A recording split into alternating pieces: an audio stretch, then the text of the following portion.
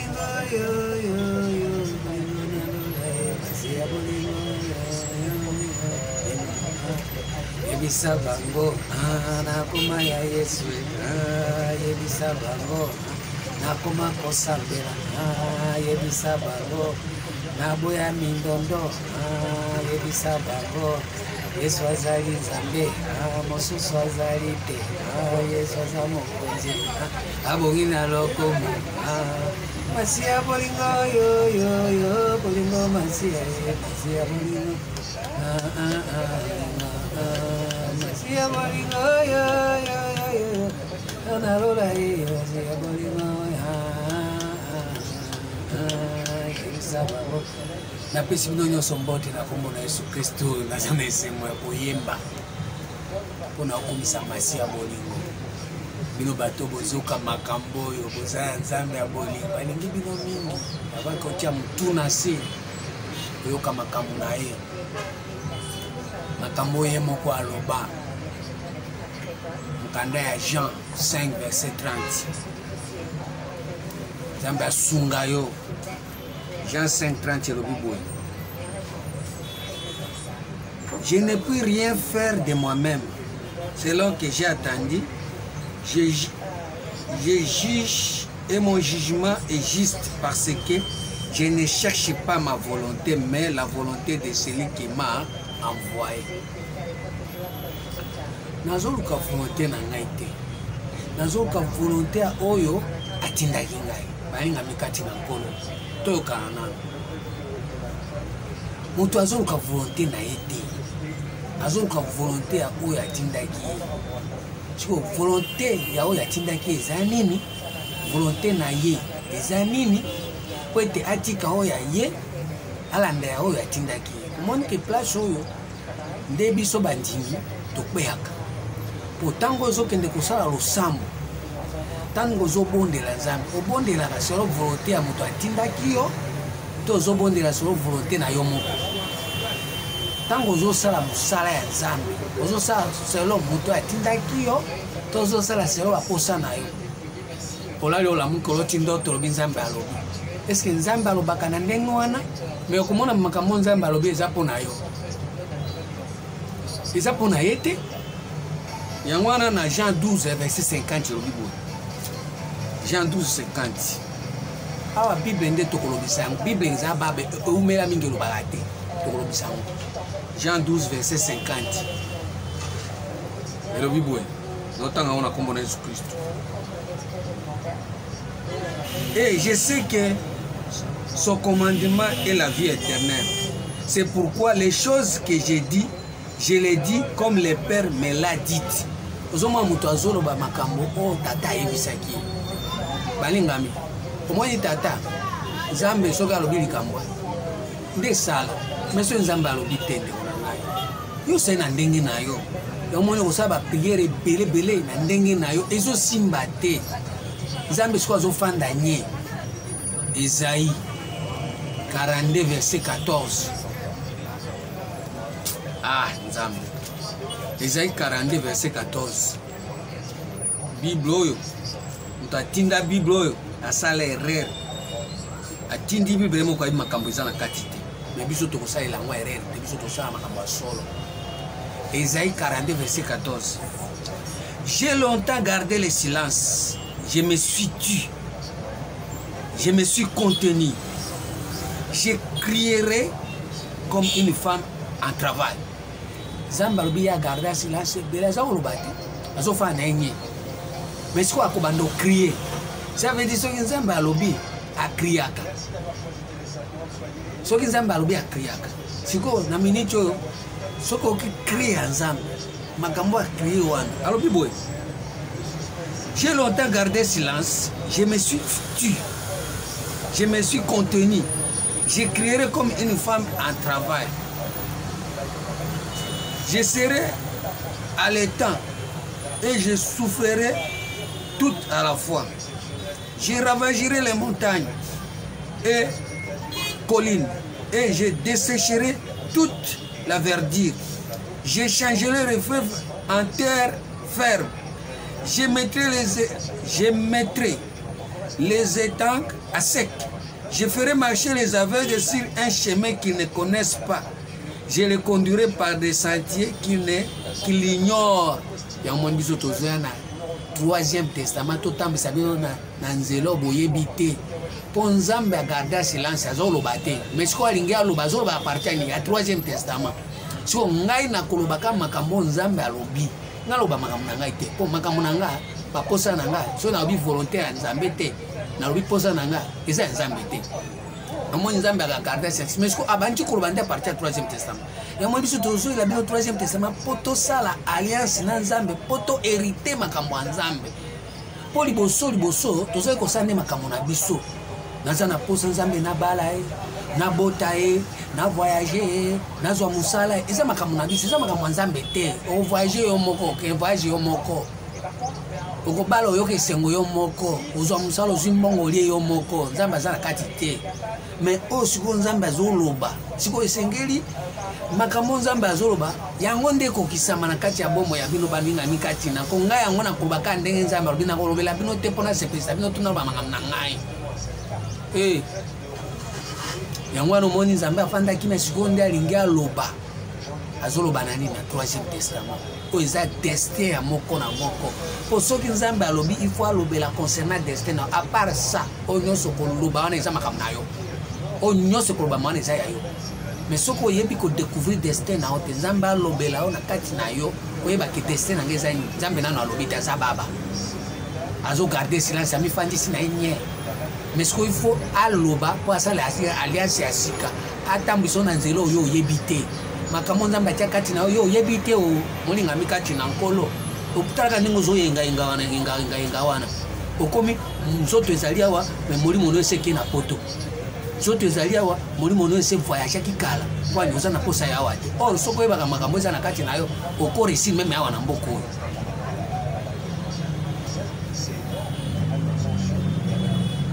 Nzambe alobia fandi kimia ta ebele yango bia abanda ko kausa meme ba mai abanda ko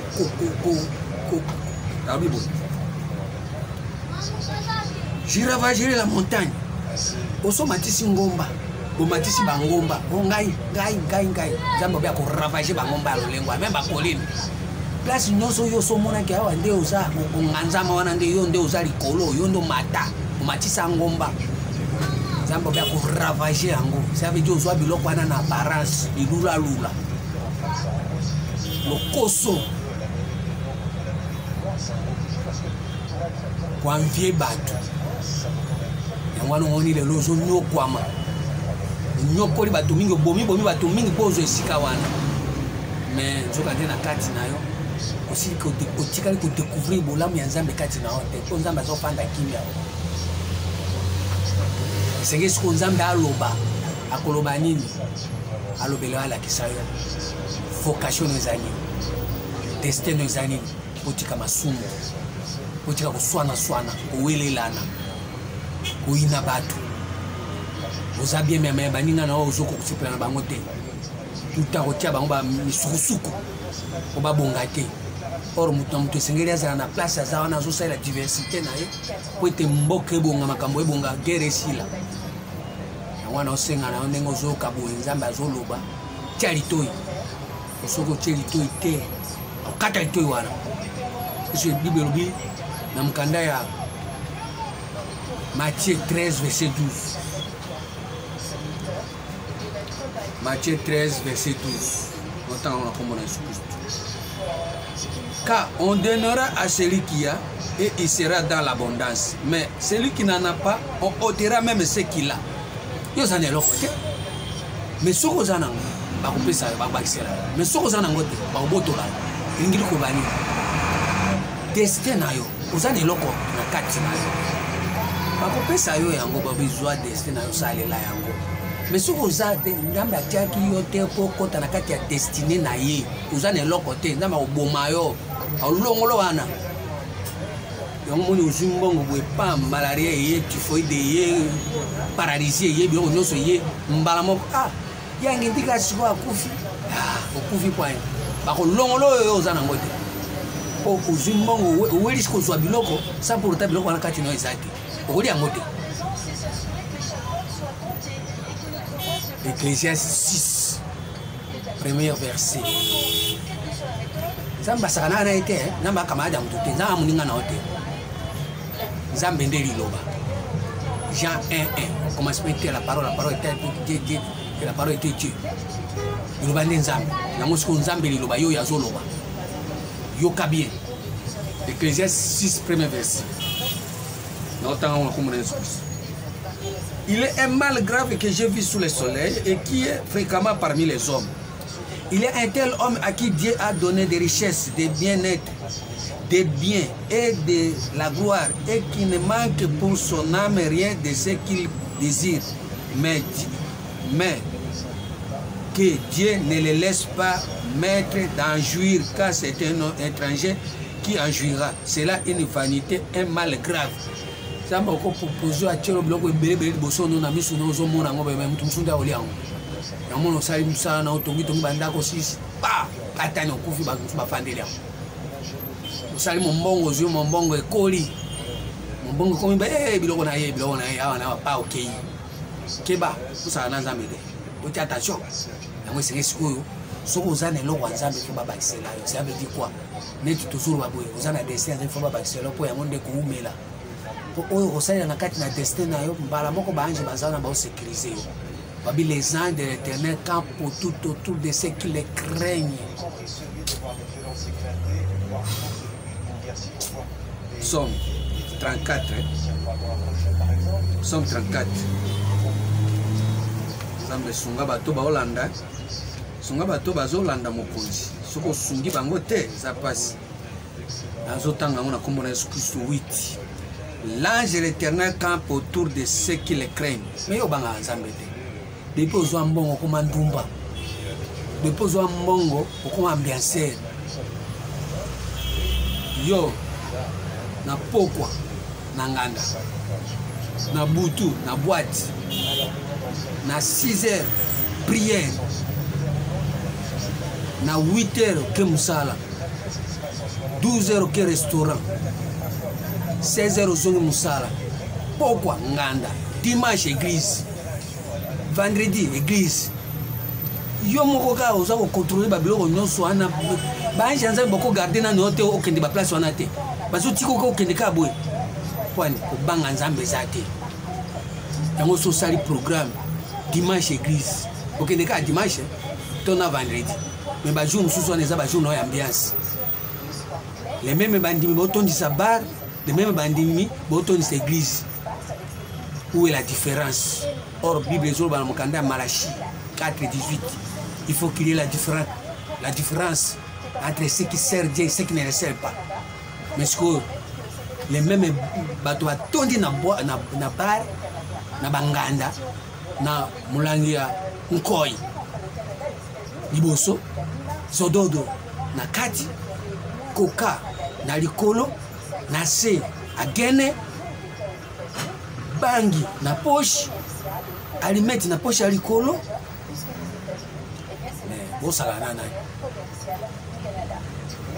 Ange nzamba tamo kwa zo surveiller te poso ki ange azai ko surveiller be okende ki bisika wana te yango na 3e testament ba ange nzamba ko banda obatira yo so telemi ola muki bo ke église tango ko zongo ngo ke na bare boy so zai na kati ya mutu kapine toboki so ko sakani susu pine toboki te pa accident salemo o weba ke ifuna zonga ndako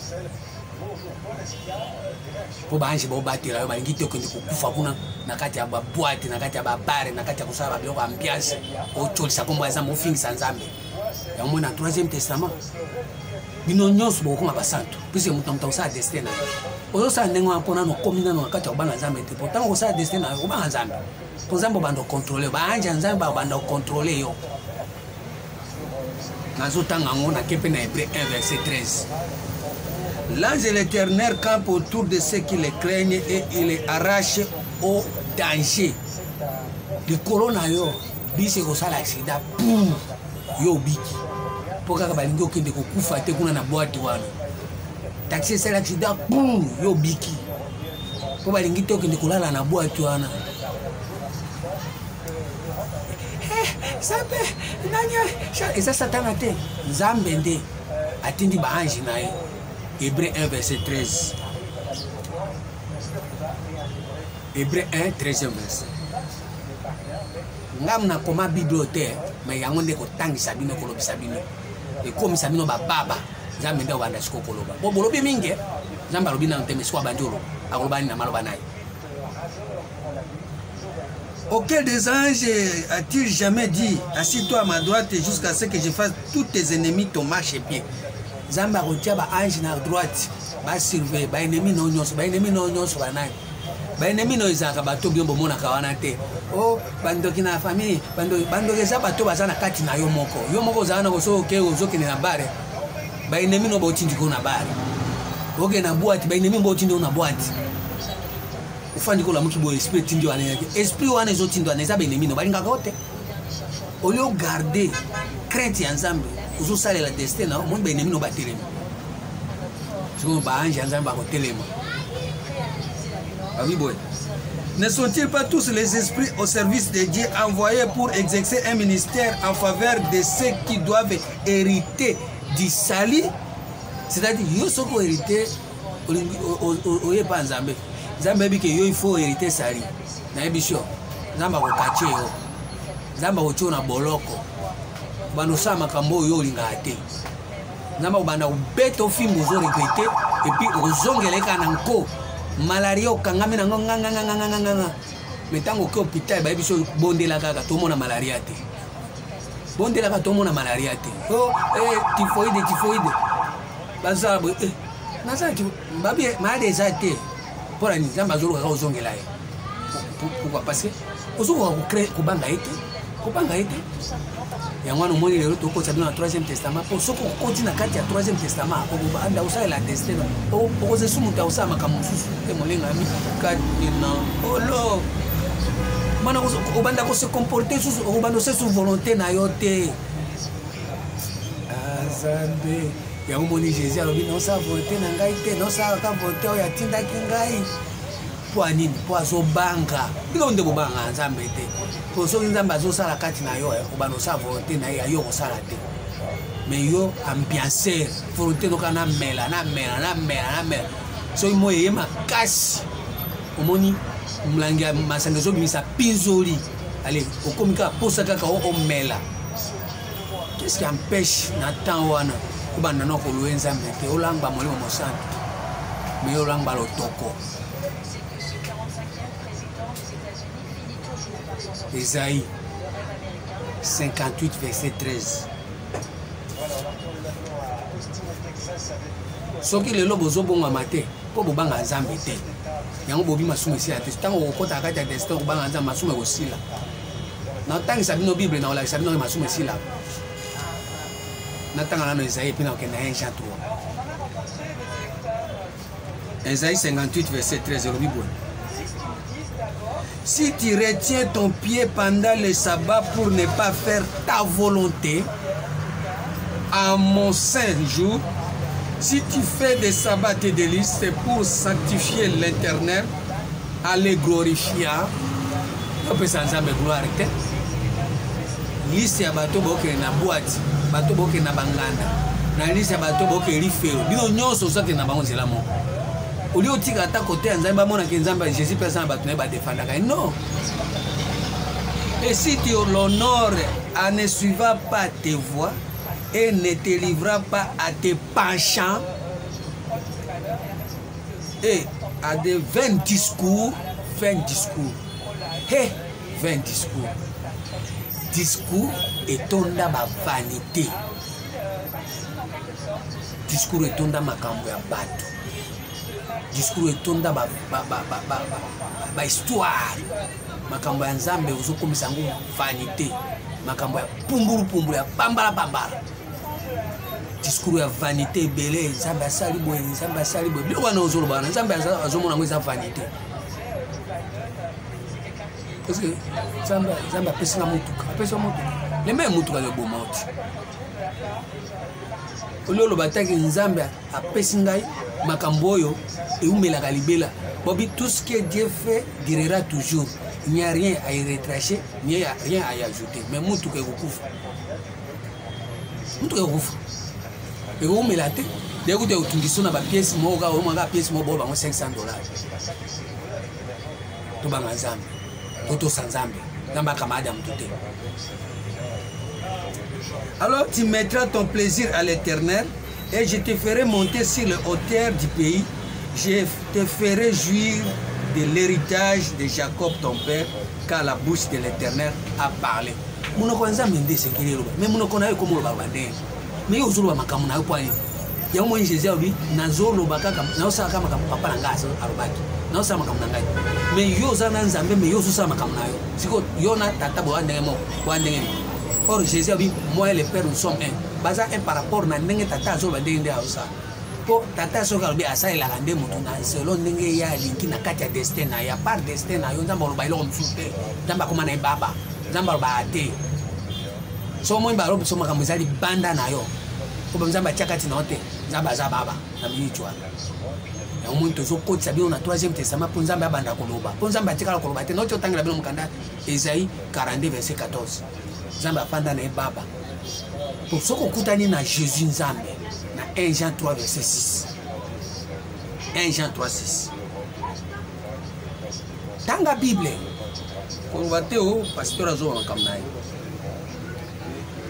quiconque demeure en lui ne pêche point.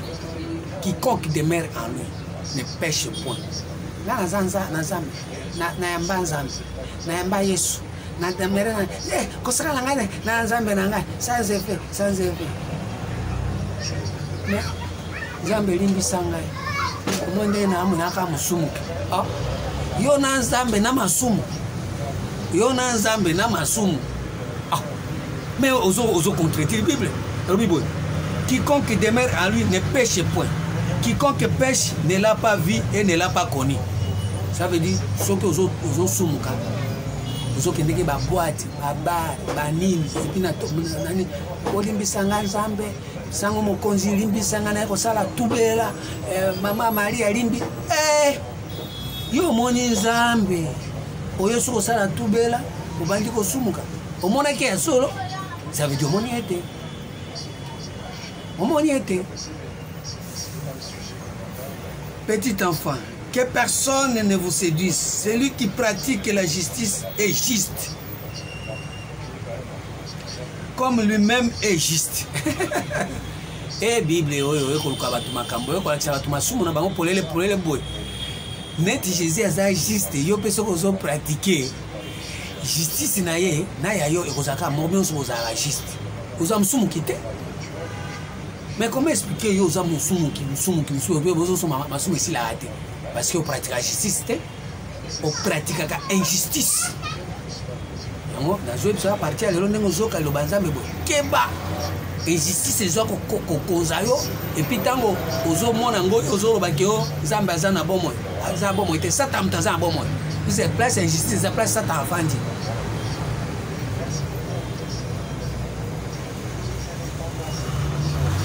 Celui qui pêche est du diable.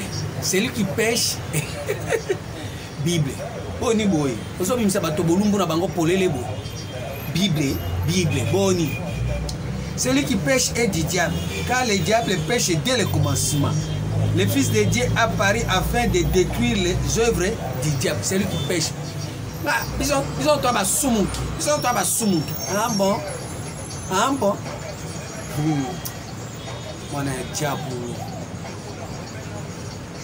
Mwana diabulu sumuki. Olioza mwana nzambe ozondima oza mwana diabulu pe ozoba ke biso so ba sumuki. Ozombe beta pétrole que toi ba sumuki, c'est-à-dire ozondima ke na mwana diable.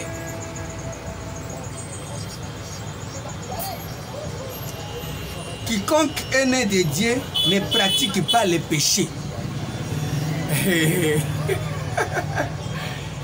Quiconque est né de Dieu. Bon, malheureusement, binonne bozana botami na première alliance, botami na deuxième alliance, botami na nzambe te. Puisque première alliance, boaba umbi ya masumu. Deuxième alliance, boza bo umbi ya pensée humaine. Bo moto. Pensée na yo moko. Boza mo umbu nango. Bozo adorer ko sakana ngai te. Ndoko ko sakana ngai te, mto sakana ngai te. Yo kaka yo na yo. Ngai. Oro mutu ya nzambe pe abotamaka. So bota mutu ya nzambe obanda kosala oyo nzambe alobi oyo tata na yo alobi obanda kosala lisusu oyo olingaka te oyo oza makanisi ya bomoto oza makanisi ya bonyama yango wana osenga na yo ntango ozoka emission oyo bongola motema tika motu makasi tika mangongi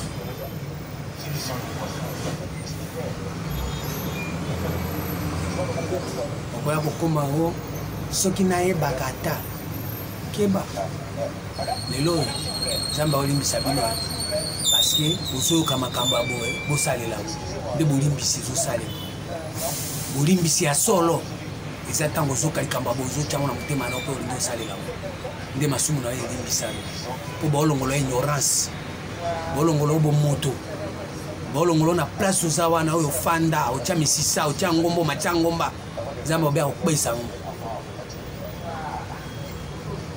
Quiconque est né de Dieu ne pratique pas les péchés, parce que la sémence de Dieu demeure en lui et il ne peut pécher, parce qu'il est né de Dieu.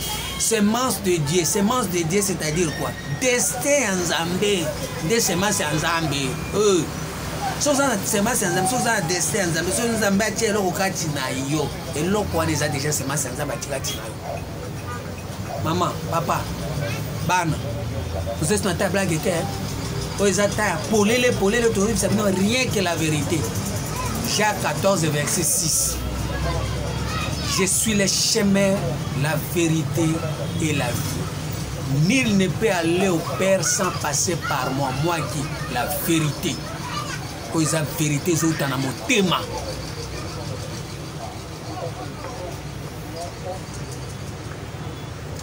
Quiconque est né de Dieu ne pratique pas le péché. Comment dire péché, c'est pratique. Pratique, il faut dire comme ça, on pratique. Ils ont encore ça, théorie, mais il faut qu'on ait pratique. Mais ce qu'on dit, beaucoup de pratiquer le péché. Ils ont encore pratiquer musique. Tout le temps, dans un concert. Ils ont pratiquer sport. Tout le temps, dans un entraînement. Mais ils ont pratiqué le péché. Tout le temps, ils ont soumuka. Mais, papa, il faut faire attention. Il faut faire attention. Tout ça, c'est un thème qui on a aussi un ayo mutozolanda ozoyoka makambo ça l'attention tout le temps nokebisa bino nokebisa bino.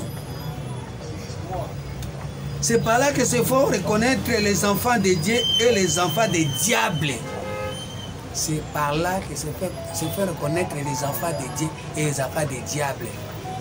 Tokoye bana ya diable te état d'âme tokomona bana ya diable na partie pratique ya péché ozo pratiquer péché tout le temps chaque pourquoi Zambe limbisa Zambe azolimbisa te Zambe mona yo zamona ya diable olimbisa te aza tata na hote tata na za diable po ata soka limbisa ozongela ka tata na yo azotinda yo sala pratique ya masumu musumuki.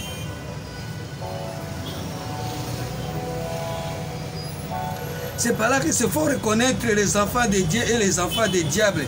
Quiconque ne pratique pas la justice n'est pas de Dieu, non plus que celui qui n'aime pas son frère. Or, nakati ya pratique ya justice, ekotindika yo olinga même ba frère na yo. Frère na yo nani? Premier frère na yo liboso eza Jésus. Frère ya liboso eza Jésus. Puisque Jésus nde moto afandaka na yo tout le temps. Jésus parole. Lingana no Jésus. Aza frère na yo liboso.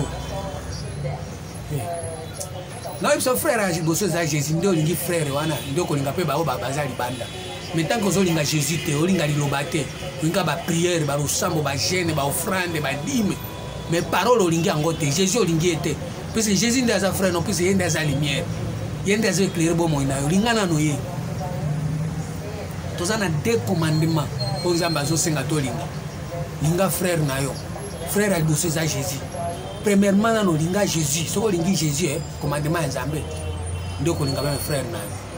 Natangela, Marc 12, verset 29.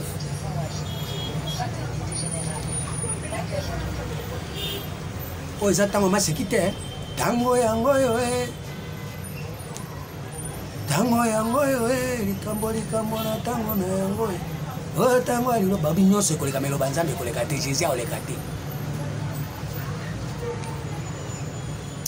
Tika ka ndengwana po namoni neti na tika kana tanga marki nasuka la marque 12 wana 29 pour non mon on dirait n'habité hein je ne sais pas sur le besoin na somo ya nzambo so bozo somo nzambo te faut faire attention hein ça attention.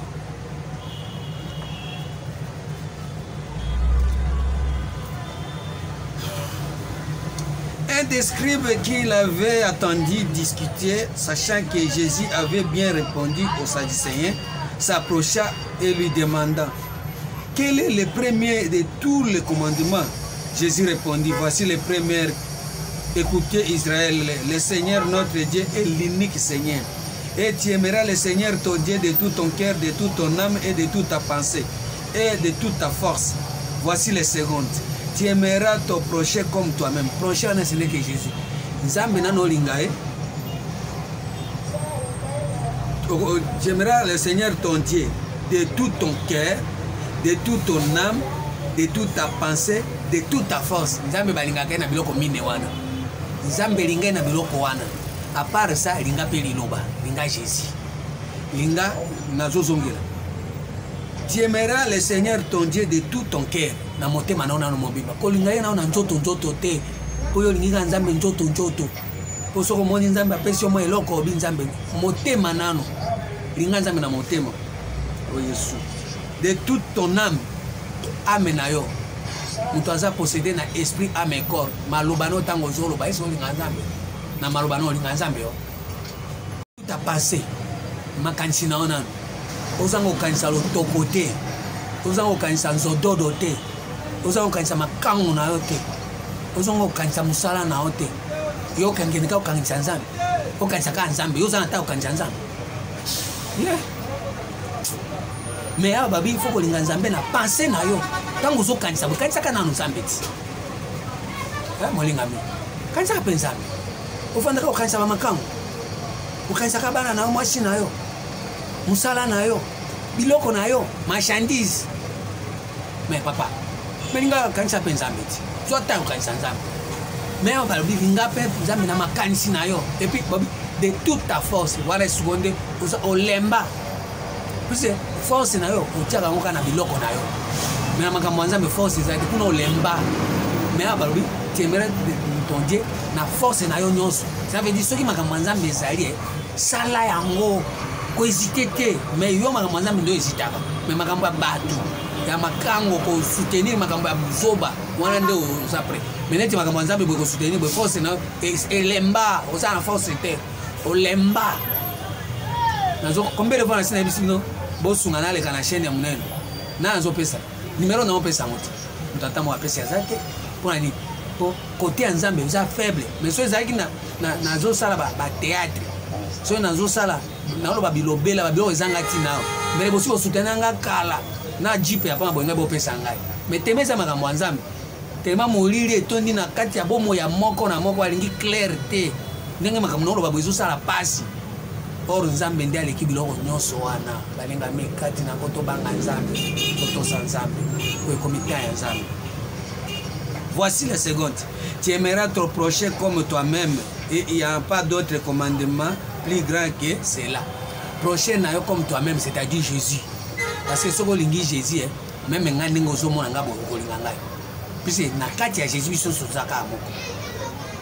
Pour Jésus ndé esengela za toujours près na biso. Jésus ce n'est que la parole linga li lobanza. Pour so lingi lobanza mo sala nga mabeza te. Adane ozo kanela nga wana. Ala kisani no la selo côté na otende lobanza biso na bino lobanza.